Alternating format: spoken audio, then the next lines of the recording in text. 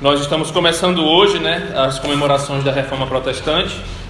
Temos ali o nosso cartaz, depois os irmãos podem conferir também no Facebook da igreja, com os pregadores de cada final de semana que vão vir aqui proclamar a palavra de Deus.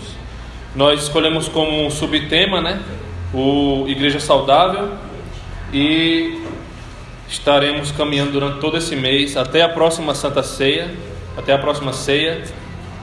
em cima desse tema da Igreja Saudável, tá? Em nome do Senhor Jesus Cristo. Atos capítulo 20, vamos ler a partir do versículo 17. Se você for achando, vai ficando de pé, que eu possa identificar quando os irmãos já estiverem com a palavra em mãos. Bendito seja o nome do Senhor. Atos capítulo 20, do versículo 17 em diante. As crianças já foram lá para trás, certo? Diz assim: de Mileto mandou a Éfeso chamar os presbíteros da igreja. E quando se encontraram com ele, disse-lhes: vós bem sabeis como foi que me conduzi entre vós em todo o tempo, desde o primeiro dia em que entrei na Ásia, servindo ao Senhor com toda a humildade, lágrimas e provações que pelas ciladas dos judeus me sobrevieram, jamais deixando de vos anunciar coisa alguma proveitosa e de vos ensinar publicamente e também de casa em casa, testificando tanto a judeus como a gregos o arrependimento para com Deus e a fé em nosso Senhor Jesus Cristo. E agora, constrangindo em meu espírito, vou para Jerusalém, não sabendo o que ali me acontecerá, senão que o Espírito Santo, de cidade em cidade, me assegura que me esperam cadeias e tribulações. Porém, nada considero a vida preciosa para mim mesmo, contanto que complete a minha carreira e o ministério que recebi do Senhor Jesus, para testemunhar o Evangelho da graça de Deus. Agora, eu sei que todos vós, em cujo meio passei pregando o reino, não vereis mais o meu rosto.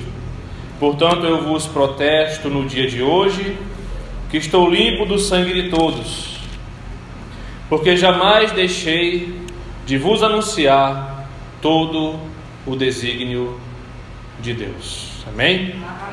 O foco é nesse versículo 27, porque jamais deixei de vos anunciar todo o desígnio de Deus. Pode sentar, em nome de Jesus.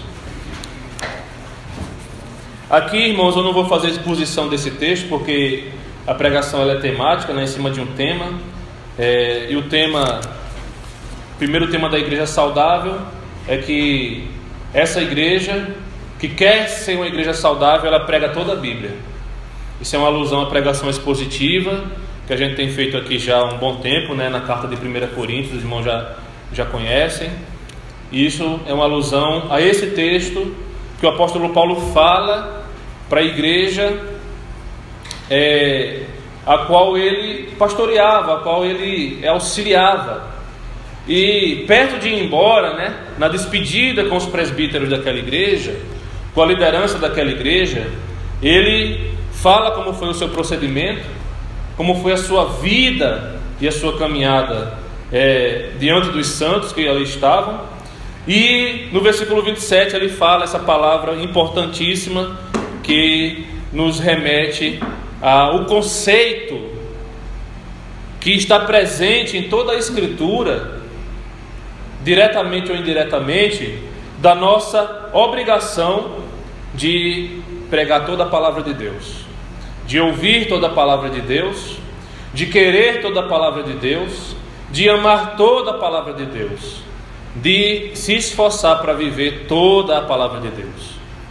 Amém, queridos? Amém. Então ele fala para aqueles irmãos, ele passou ali aproximadamente 3 anos e meio em Éfeso, e ele diz: jamais deixei de vos anunciar todo o desígnio de Deus, toda a vontade de Deus. E onde estava expressa a vontade de Deus?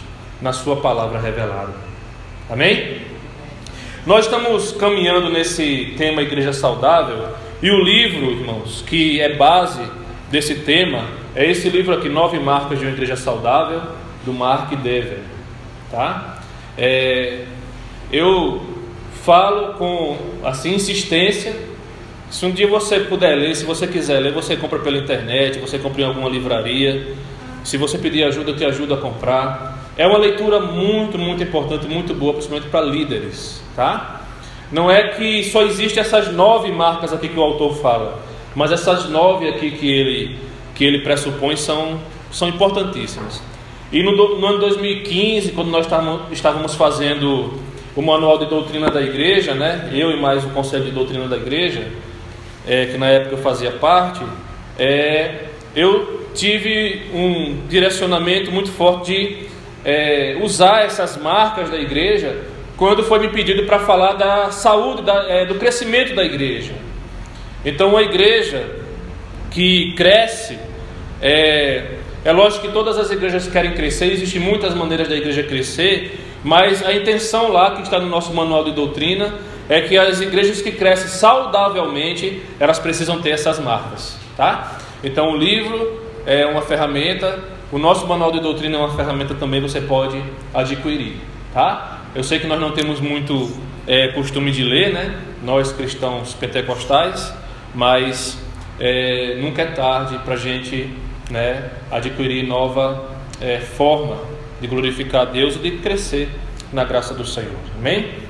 Eu estava conversando com um colega meu de uma igreja ali na cidade de São José dos Campos, e ele falou que quando o pastor dele está lendo um livro, e o pastor termina de ler o livro, no início ou no final da pregação, ele vai lá com o livro e diz assim: esse livro é assim, assim, assado, é bom nessa área, nessa e nessa, e eu indico para vocês. Eu terminei de ler, ele é uma bênção. E nessa igreja tem uma livraria dentro da igreja, é uma mega igreja, né? Uma igreja de tantos mil membros, e tem uma livraria dentro da igreja. E diz que quando termina o culto, ele diz que é impressionante o tanto de gente que vai lá na livraria comprar o livro, né? Sedento por aprender mais daquilo que o seu pastor falou, né? Então por isso que eu estou fazendo isso aqui, amém, queridos? Bendito seja o nome do Senhor. Falar sobre a saúde da igreja e a pregação da palavra de Deus e de toda a palavra de Deus como uma marca da saúde da igreja a primeira marcha, né? Você passa a primeira marcha no carro para o carro sair.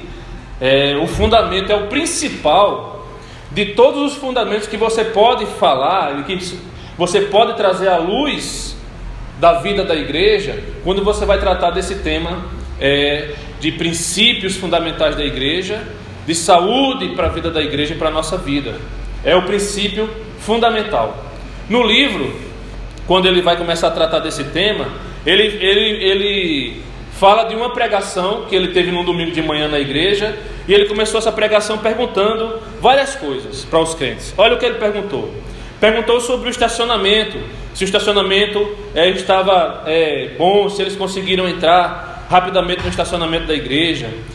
Perguntou se as portas de entrada da igreja estavam bem identificadas. Perguntou se as acomodações da igreja estavam bem instaladas, estavam atraentes, né, para eles. Perguntou se as pessoas que estavam naquela igreja ali eram pessoas amáveis. Perguntou se os bancos da igreja eram bancos confortáveis. Perguntou se a temperatura da igreja era uma temperatura boa, a temperatura ambiente da igreja. Perguntou se as pessoas que estavam ao redor daqueles que estavam visitando ali eram pessoas agradáveis, eram pessoas que de repente tinham a ver com o estilo deles, com a raça deles, com a cor deles. Perguntou se os hinos que foram cantados foram hinos bons, agradou os seus ouvidos. Perguntou para eles se os trechos das escrituras que foram lidos foram longos demais ou foram cansativos, o que é que eles acharam disso. Perguntou para eles se essa música que eles ouviram era clássica demais, era moderna demais ou era tradicional, o que é que eles achavam melhor. Perguntou se o momento da oferta foi um momento da oferta que eles se sentiram bem, ou se eles se sentiram constrangidos. E aí saiu perguntando uma série de coisas relacionadas a você estar bem, relacionada a você estar se sentindo bem no ambiente da igreja, relacionada a você estar se identificando com aquela realidade da igreja. E no final ele diz que todas essas coisas são importantes, mas nenhuma delas é a fundamental para que a gente possa, irmãos, nenhuma delas é fundamental para que a gente possa estar realmente escolhendo qual é o fundamento da igreja que nós estamos participando, congregando, amando e vivendo. A igreja, ela pode faltar muitas dessas coisas na sua vida. Ela pode faltar bancos confortáveis, ela pode faltar uma dinâmica maior na sua música, ela pode faltar um estacionamento, bem equipado para os irmãos colocarem os seus carros. Mas essa não é a marca central de que um crente em Jesus Cristo ele procure em uma igreja. A marca central que um crente em Jesus Cristo deve procurar como sendo a primeira marca de uma igreja saudável é se essa igreja preza pela centralidade da palavra de Deus em sua vida, em seu púlpito. Se a pregação, se o ensino, se a doutrina, se a palavra que essa igreja prega realmente é uma palavra bíblica, é uma palavra que advém dos desígnios de Deus, dos conselhos de Deus. Se essa igreja ela ama realmente as Escrituras, se ela é uma igreja que realmente põe a palavra de Deus como sendo o centro da sua vida, e da palavra ela tira todas as outras suas funções, todas as outras suas incursões como igreja na vida, na sociedade e na sua caminhada particular de igreja. A centralidade da palavra de Deus, o desígnio de Deus, é a principal de todas as marcas, amados irmãos. Tudo que você vai ouvir aqui nos outros domingos que vão vir, nas quintas-feiras, tudo que você vai ouvir advém dessa primeira marca, que a palavra de Deus, ela é uma das marcas, e é a marca mais importante de uma igreja que preza por saúde, que preza por vida diante de Deus, que preza por uma caminhada que agrade ao Senhor. Bendito seja o seu nome. Todas as outras coisas fluem da palavra. Esse é o primeiro ponto de que a palavra é fundamental. Isso pressupõe algo que às vezes passa desapercebido, que a gente crê na autoridade das Escrituras. E é por isso que eu insisto tanto há 1 ano e meio aqui, em que a gente seja uma igreja bíblica, e que a gente exponha as Escrituras. Porque existe muita igreja que usa a Bíblia, mas não se relaciona com a Bíblia com submissão, entendendo que a Bíblia é a palavra de Deus em todos os seus desígnios. Se a Bíblia fala de disciplina eclesiástica, eu tenho que entender que isso existe e é importante na vida da igreja, mesmo isso muitas vezes não me causando bem do ponto de vista humano. Se a palavra de Deus diz que a membresia da igreja é algo importante, se a palavra de Deus diz que a liderança da igreja é algo importante, se a palavra de Deus diz que vida de santidade é importante, tudo aquilo que a palavra de Deus diz, eu preciso colocar o meu coração e derramar o meu coração diante dessa palavra, entendendo que toda palavra é autoridade, pressupondo que toda palavra ela é digna de ser crida por mim. E quando esse pináculo ele é colocado na vida da igreja, a centralidade da palavra, a pregação de toda a palavra como sendo o centro fundamental da igreja e a direção da igreja, nós, irmãos, começamos a entender o que é a autoridade das Escrituras. Porque tem muita gente que não anda na autoridade das Escrituras, infelizmente, anda na autoridade daquilo que lhe falam, anda na autoridade dos dons que são exercidos por outras pessoas e se torna dependente dessas pessoas, anda no achismo daqueles que muitas vezes manipulam a sua vida espiritual. os crentes de Bereia, que eu já falei aqui várias vezes, Atos capítulo 17, eles eram crentes que andavam na centralidade da palavra. E o apóstolo Paulo, quando vai lá naquela igreja pregar, aqueles crentes, eles começam a inquirir Paulo a respeito do que eles estavam pregando. Eles começam a conferir nas escrituras, eles começam a prestar atenção na pregação, eles começam a colocar tudo aquilo que estava sendo falado pelo apóstolo Paulo em xeque, para ver se realmente era assim que a palavra dizia. E quando Paulo vê isso, Paulo louva aqueles irmãos, dizendo: os crentes aqui de Bereia, eles são mais dignos do que os crentes de Tesalônica, porque eles estão conferindo na palavra de Deus se realmente o que nós estamos falando é a verdade de Deus.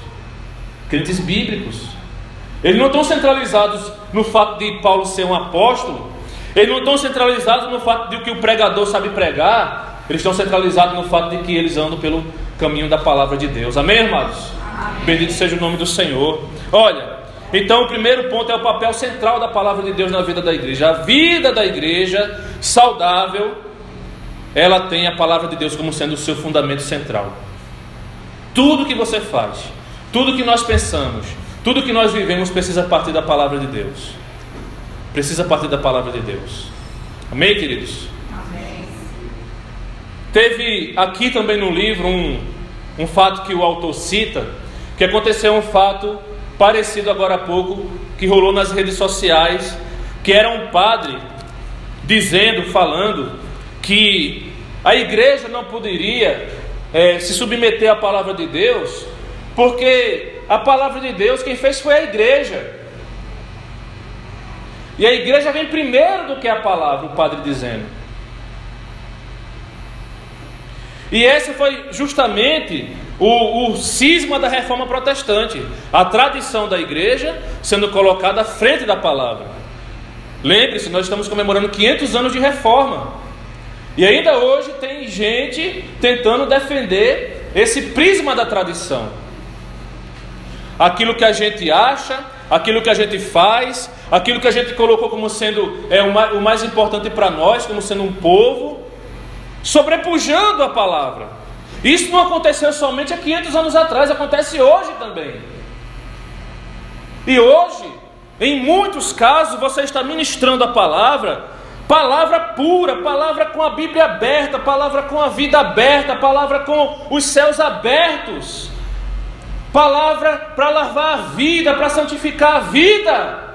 Mas a pessoa está ligada à tradição e não está se deixando ser banhado pela palavra, porque no fundo, a pessoa não entendeu ainda esse negócio da centralidade da palavra de Deus, de que a palavra de Deus ela é tão profunda, que ela vai além da nossa concepção e da nossa compreensão humana. Ela é palavra escrita, mas ela é também palavra viva.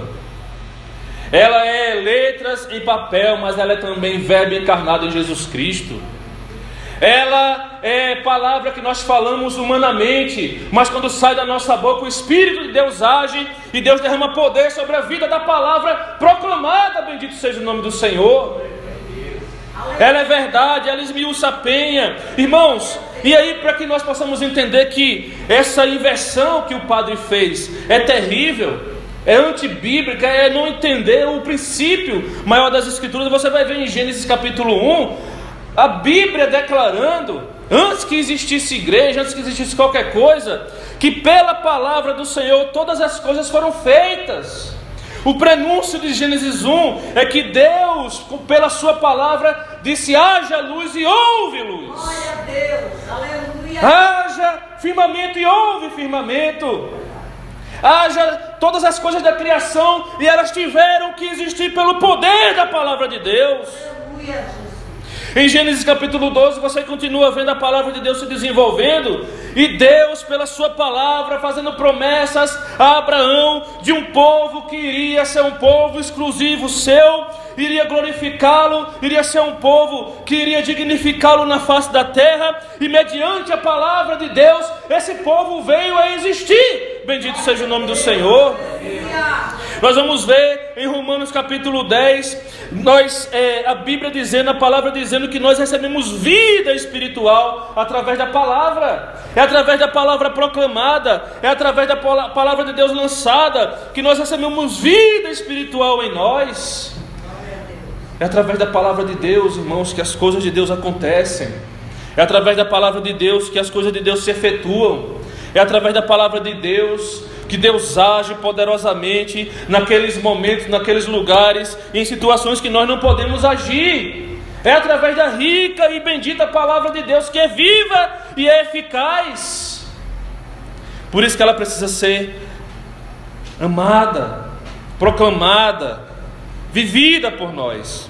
Êxodo capítulo 3, nós podemos ver Moisés sendo impactado pela palavra de Deus, sendo chamado pela palavra de Deus, e Deus falando com Moisés. A sarça ardente, que é outra experiência de Moisés, não é, irmãos, uma designação para nós sabermos os mistérios da sarça. Tem gente que perde tempo porque a sarça é isso, o monte é aquilo. Ali é uma experiência onde nós precisamos entender que Deus falou com Moisés, Deus se revelou a Moisés, Deus usou a palavra para se comunicar com Moisés e dizer: Moisés, tira a sandália dos teus pés, porque a terra que tu estás é santa. Glória a Deus, aleluia. Terra onde é proclamada a palavra de Deus é terra santa. Glória a Deus. É terra que nós precisamos tirar as sandálias dos pés e as amarras do coração e nos render diante do poder da palavra de Deus. Bendito seja o seu nome. E aí continua. A palavra do Senhor é uma designação que aparece mais de 3.800 vezes no Antigo Testamento. Todos os profetas, quando iam falar em nome do Senhor, eles diziam: assim diz o Senhor, veio a mim a palavra do Senhor, assim o Senhor diz. Por quê? Porque a palavra não era deles, era palavra proclamada, palavra revelada, palavra de Deus para a vida e para a edificação do seu povo. Glória a Deus. Para quê? Para que eles entendessem desde lá do Antigo Testamento que a palavra de Deus é central em nossas vidas, irmãos. Bendito seja o nome do Senhor. Amém? Amém. Igreja do Senhor, entenda. A aplicação é a seguinte, igreja. A aplicação é a seguinte: nós podemos fazer muita coisa acontecer através da nossa sabedoria humana, através de métodos e de feitos modernos, com relação à obra de Deus. Nós podemos fazer muita coisa acontecer. Mas, irmãos, a única coisa que nos garante que realmente isso vem de Deus é quando é através da palavra, quando é através da confiança na palavra, da proclamação na palavra, quando é através de uma postura de intimidade, de reverência e de obediência à palavra da verdade. Aí nós não temos dúvida de que aquilo que está acontecendo no nosso meio, na nossa vida em particular, ou na vida da igreja como comunidade, é o poder de Deus que vem sobre nós. Amém? Bendito seja o nome do Senhor. Jesus sabia, irmãos, que seu principal foco era pregar a palavra de Deus. Você vai ver Jesus pregando nas aldeias, Jesus pregando nas cidades, Jesus pregando nos povoados, pregando e ensinando, pregando e ensinando. Você não vai ver, dificilmente você verá as incursões de Jesus diretamente com o intuito de curar alguém. Ele curava porque ele era Deus, e as pessoas estavam endemoniadas, estavam enfermas, estavam necessitadas. Jamais ele deixaria de curar. Era um pressuposto do seu messiarato, da sua divindade. Mas o intuito maior dele era proclamar a palavra do Altíssimo. Bendito seja o nome do Senhor. Romanos capítulo 10, versículo 17 diz: por isso é que Romanos diz, depois de todo esse entendimento do Antigo Testamento, do Novo Testamento e do caminhar de Jesus, Romanos diz através do apóstolo Paulo: e assim a fé vem pela pregação, e a pregação pela palavra de Cristo. A fé vem pela pregação, e a pregação pela palavra de Cristo. Ou seja, existe pregação que não é pregação. Pregação sem as palavras de Cristo não é pregação. Pregação sem centralidade bíblica não é pregação. Pode até ser uma palavra com bom intuito, pode ser inspirada no sentido de eu auxiliar meu irmão, de Deus estar me inspirando a auxiliá-lo, mas não é pregação. Pregação bíblica é simplesmente você entender o que Deus falou através das Escrituras, qual é a doutrina, o ensino que está exposto na palavra de Deus, e na autoridade e poder do Espírito Santo, você proclamar isso para as pessoas, você proclamar isso para a igreja, você proclamar que isso é central no plano de Deus para a salvação da humanidade, e deixar que a palavra de Cristo faça a obra na vida das pessoas. Bendito seja o Senhor. Aleluia. Por isso que as Escrituras dizem, amados irmãos, que não é por força, nem é por violência, mas é pelo Espírito do Senhor. É pelo Espírito do Senhor. Para encerrar essa parte da proclamação da palavra, como papel central, tem um trecho muito interessante que fala de Martinho Lutero, que era um dos reformadores, que diz assim, eu queria ler para os irmãos rapidamente. Estamos em uma época em que a fé é crucial. Assim, a palavra de Deus tem de ser crucial. Quer dizer, para a pessoa ter fé verdadeira, ela precisa ter acesso à palavra de Deus, a toda a palavra de Deus. Porque Deus, o Espírito Santo, cria seu povo por meio de sua palavra. Podemos tentar criar um povo usando outros meios, e esta é a grande tentação das igrejas. Podemos tentar criar um povo centrado em determinado grupo social ou cultural. Podemos tentar criar um povo em torno de um programa de coral totalmente harmonioso. Encontramos pessoas que se sentirão estimuladas com projetos de construção ou com a identidade denominacional. Podemos tentar criar um povo centralizado em uma série de grupos de assistência social, onde cada pessoa se sente amada e cuidada. Podemos tentar criar um povo ao redor de um projeto de serviço comunitário. Podemos tentar criar um povo em torno de oportunidades sociais para os jovens, mães, ou ao redor de encontros para solteiros. Podemos até tentar criar um povo centralizado na personalidade de um pregador. Acontece muito. E Deus pode certamente usar todas essas coisas, mas em última análise, o povo de Deus, a igreja de Deus, pode ser criado tão somente em torno da palavra de Deus. E aí ele cita: indagado sobre as suas realizações como reformador, Martinho Lutero disse: simplesmente ensinei, preguei, escrevi a palavra de Deus, não fiz nada. A palavra fez tudo. A palavra de Deus dá vida. Bendito seja o nome do Senhor. A palavra de Deus precisa ser central. Nós precisamos descansar no poder dessa palavra. Amém, amados? Amém. Se nós não entendermos isso, nós vamos usar artifícios humanos para tentar fazer a obra de Deus reverberar para o nosso próprio bem. Entendeu? Para que eu me sinta bem. Eu preciso aprender a me sentir bem como um proclamador fiel das Escrituras, que proclama as Escrituras independentemente do resultado delas. Porque nós vamos ver no final aqui da pregação que esses resultados sempre estão na dependência de Deus. Sempre. Resultados que vêm sem a dependência de Deus, eles podem nos causar muito mal no futuro. Eles podem até causar vergonha à própria obra de Deus no futuro. E pode nos causar muito mal. Irmãos, em segundo lugar, o papel da palavra de Deus é em santificar o seu povo. Por isso que a palavra de Deus é central. Sem a palavra de Deus nós não iremos ter vida transformada, vida santificada. Olhe para mim, entenda isso.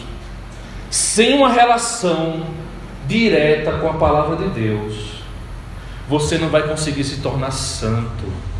Você não vai conseguir prosperar na vida espiritual. A vida do crente é o contato com Deus através da oração, o contato com Deus através da palavra. Tudo mais é coisa que vem a reboque na vida do crente. Contato com Deus através da oração, contato com Deus através da sua palavra santa. Alguém disse: Deus usa sua palavra para santificar seu povo e torná-lo mais semelhante a Ele mesmo. O processo que Deus escolheu foi a palavra. E a pessoa que mais se dá bem com essa modernidade de ir para longe da palavra, de não gastar tempo com a palavra, de achar que exposição bíblica é chata, de não abrir as escrituras em uma exposição, de não ter o interesse de ver o que está sendo pregado, quem mais sai em vantagem nesse processo é o próprio diabo. Fica fácil para o diabo enganar crente que não tem contato com a palavra de Deus. Porque o crente que não tem esse contato, ele fica longe de se tornar a semelhança de Jesus Cristo. Já é difícil. E sem o contato com a palavra da verdade fica longe. Jesus disse em João capítulo 17, versículo 17, foi lido aqui, a respeito dos discípulos: santifica-os na verdade, a tua palavra é a verdade. Glória a Deus. Santifica-os. O que nos santifica é a palavra do Senhor. O que nos transforma é a palavra do Senhor. Todos os dias é como sendo um alimento para a nossa vida, alimento para a nossa alma, confrontação para os nossos pecados, direcionamento para os nossos acertos. É essa vida que traz santidade para a vida da igreja. Glória a Deus. Você não é santo simplesmente por uma roupa que você usa. Você não é santo porque você deixa de ir aqui ou ali. Não é isso que te faz santo. Você não é santo porque você obedece às regras que te foram ensinadas, muitas vezes, que até não batem com a palavra de Deus. Algumas batem, outras não. Não é isso que te faz santo. O que te faz santo, meu querido, é você ter comunhão diária, comunhão o máximo possível com o Deus da palavra e com a palavra de Deus. Isso vai se tornar mais santo. Isso vai mexer com o teu coração e com a tua vida. Efésios capítulo 5, versículo 25 e 26 diz: Cristo amou a igreja e a si mesmo se entregou por ela, para que a santificasse, tendo-a purificado por meio da lavagem de água pela palavra. Ou seja, Cristo ofereceu, se doou pela igreja para que fôssemos santos, para que fôssemos purificados, não de qualquer forma, não da forma que a gente escolha ser, mas pela lavagem da palavra de Deus. Glória a Jesus. Aleluia. Então, a igreja centralizada na palavra, ela ama isso, ela prioriza isso, porque quando a palavra está sendo proclamada, é como se Deus estivesse lavando as nossas vidas. Hoje, eu estou aqui proclamando a palavra, e o Espírito de Deus, na dimensão desse texto que eu acabei de ler, está nos lavando, está derramando a água da palavra, está derramando o Espírito da palavra, está imantando a sua palavra sobre a nossa vida, e nós estamos sendo lavados e santificados para a glória de Deus, irmãos. Glória a Jesus. Aleluia. Agora, o que pensar de um crente que não se deixa ser lavado pela palavra?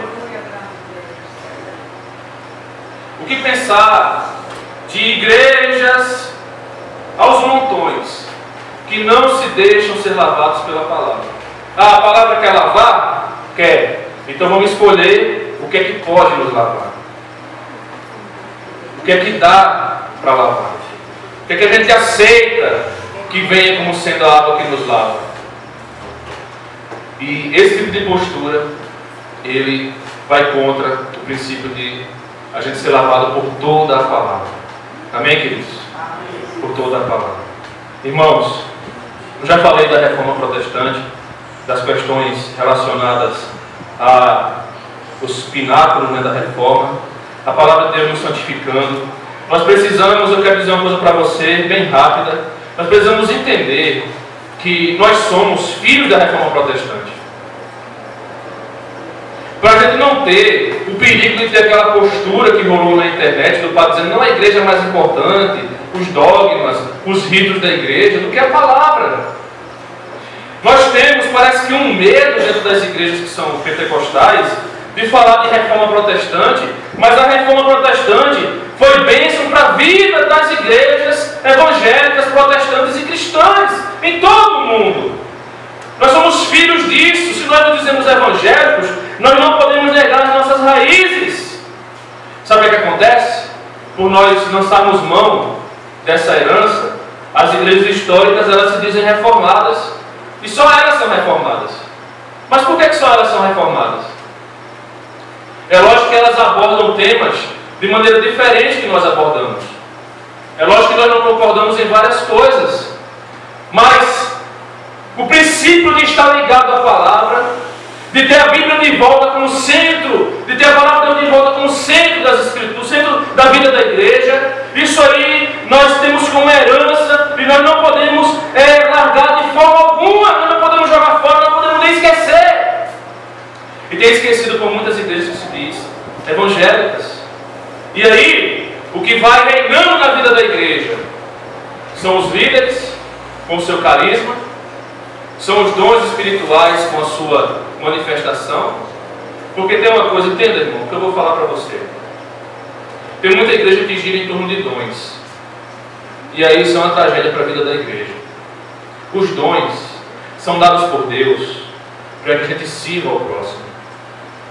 Escuta uma coisa, enquanto mais dom você tiver, mais responsabilidade você tem de fazer o bem para a vida comum da igreja. Agora, sabe o que acontece em muitos lugares? O cara recebe dom. Dom de curar, dom de profecia, né? Que é importante. Dons, recebe dons. E a pessoa começa a trazer esses dons como sendo uma glorificação para si. Ah, fulano tem os dons. Fulano é isso, fulano é aquilo. E isso descentraliza a palavra de Deus. Por isso que nenhum dom, nenhum homem, nenhuma profecia, nenhuma cura, certo? Nenhum dogma humano pode estar acima da palavra de Deus revelada nas Escrituras. E a igreja que tem zelo, ela deve caminhar nesse propósito e perceber isso para não ser enganada. E os exemplos a respeito dos dons nas Escrituras que deram errado são muito grandes. Eu vou citar só um deles. E serve para todos os outros exemplos. Uma das pessoas que Deus mais derramou dom foi um camarada chamado Sansão. Você não vai ver mais nas Escrituras Deus fazendo o que ele fez com Sansão. Pegar toda a força de um exército e colocar num homem só. Mas aquilo tinha um proveito, tinha um objetivo. O objetivo não era para Sansão, era para o povo. Era para proteger o povo. Mas o que é que Sansão faz com o dom? Sansão se mostra com o dom. Sansão cresce com o dom. Sansão se torna o cara com o dom. E isso faz com que a tragédia dele seja iminente na sua vida. Porque o dom engana. Deixa eu falar uma coisa para você, irmão. Não esqueça disso. Não deixe nenhum dom te enganar. Os dons são para te servir. Firme a sua confiança na palavra de Deus que está nas Escrituras. Mergulhe nela. Tente entendê-la. Senhor, me dá um entendimento. Senhor, me ajuda a entender. Eu quero aprender mais. Eu quero entender mais. E a sua mente vai se abrir. E você vai ser conhecedor da doutrina bíblica. E Satanás vai perder.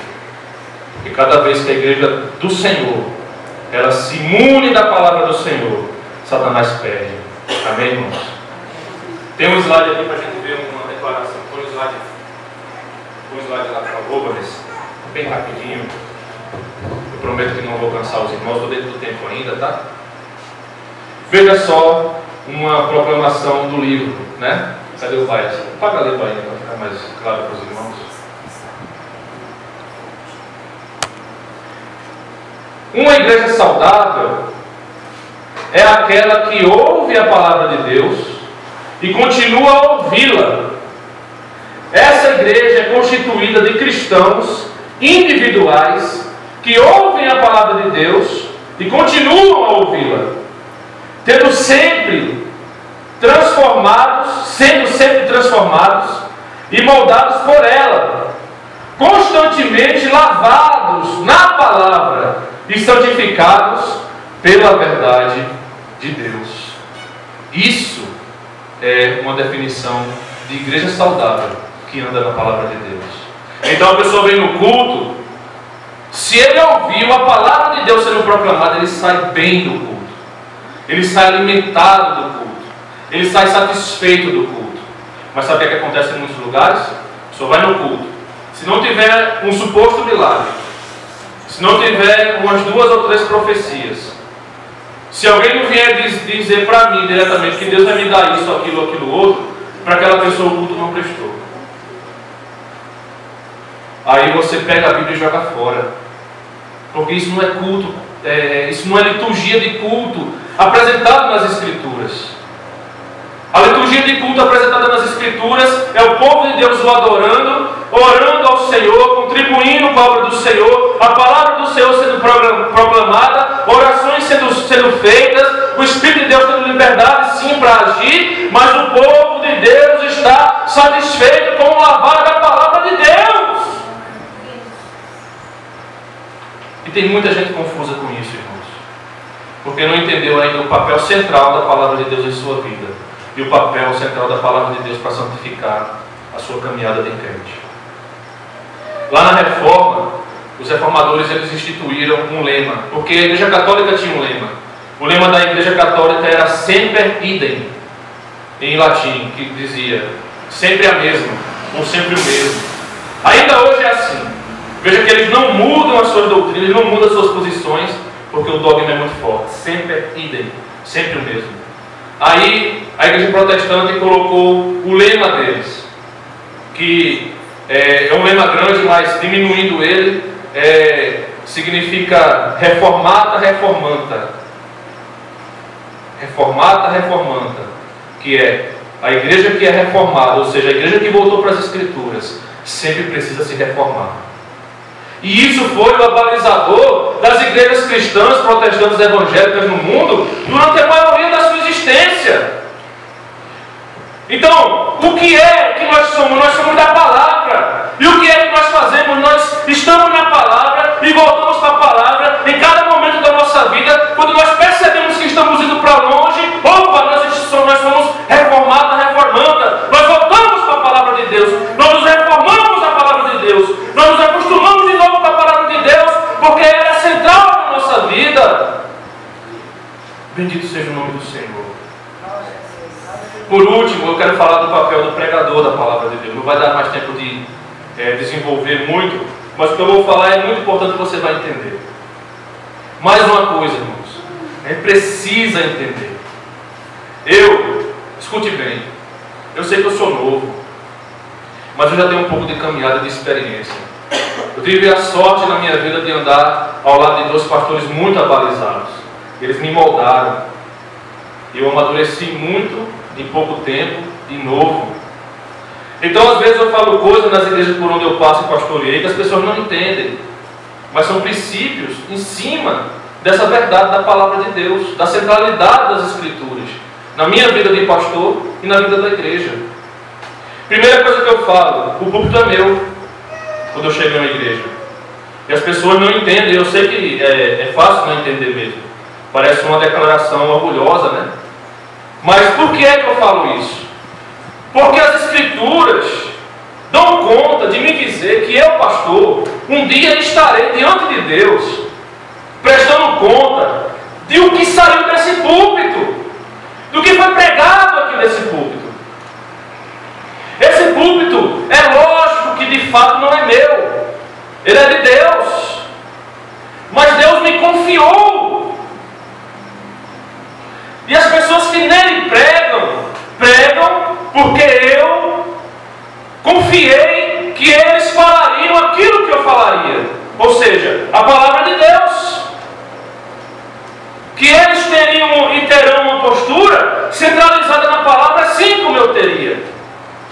Não é baseado no que faz, no que não faz, no que vem, no que não vem. Porque aqui nesse púlpito vocês têm visto que tem subido pessoas abalizadas e pessoas humildes, mas pessoas que têm um compromisso com a palavra de Deus, que nós conhecemos e que estão pregando no meu lugar.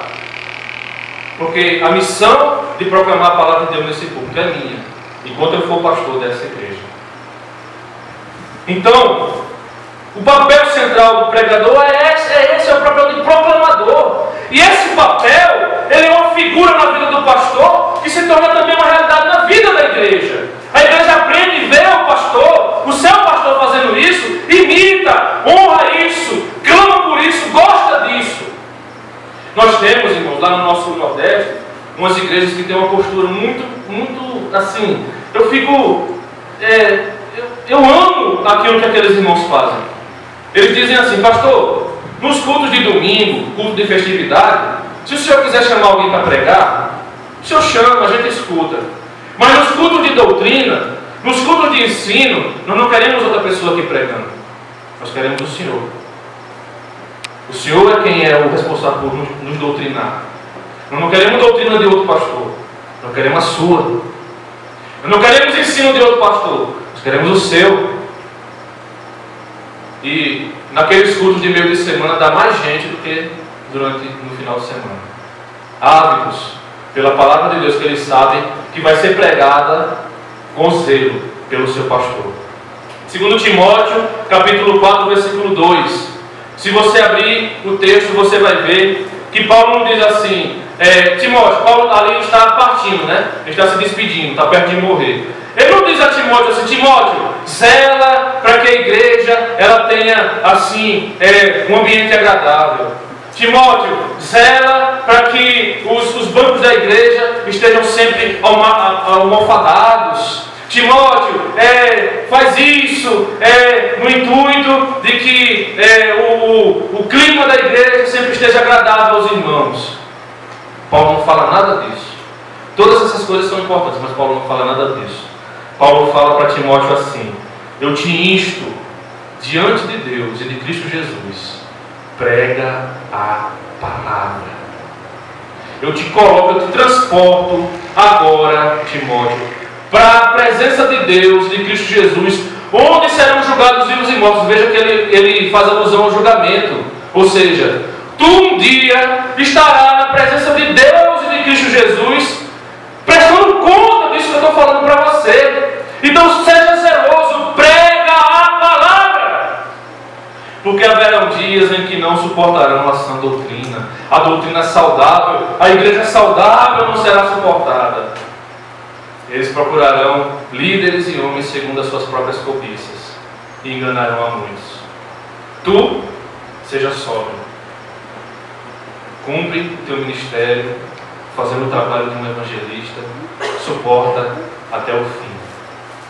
A palavra de Deus diz, amados irmãos, em Atos capítulo 6, versículo 4, que quando confusão, problemas começaram a acontecer na vida da igreja, algumas pessoas procuraram os apóstolos e dentro daquela confusão eles tiveram um discernimento tremendo e disseram assim: não, nós não iremos resolver esse problema aí. Mas por que vocês não vão resolver o problema? Porque se nós formos resolver esse problema, nós iremos perder o foco na oração e na palavra de Deus. Então, levante entre vocês. Eles ainda fizeram assim, Isaías. Quem escolheu os diáconos não foi os apóstolos, foi o povo. Escolha entre vocês 7 homens cheios do Espírito de sabedoria, para que eles se encarreguem dessa função. E nós nos consagraremos à oração e ao ministério da palavra. Bendito seja o nome do Senhor. Glória a Deus. Aleluia. Filipenses capítulo 2, versículo 16 fala que nós precisamos preservar a palavra que nos dá vida. Viver a vida cristã preservando a palavra que nos dá vida.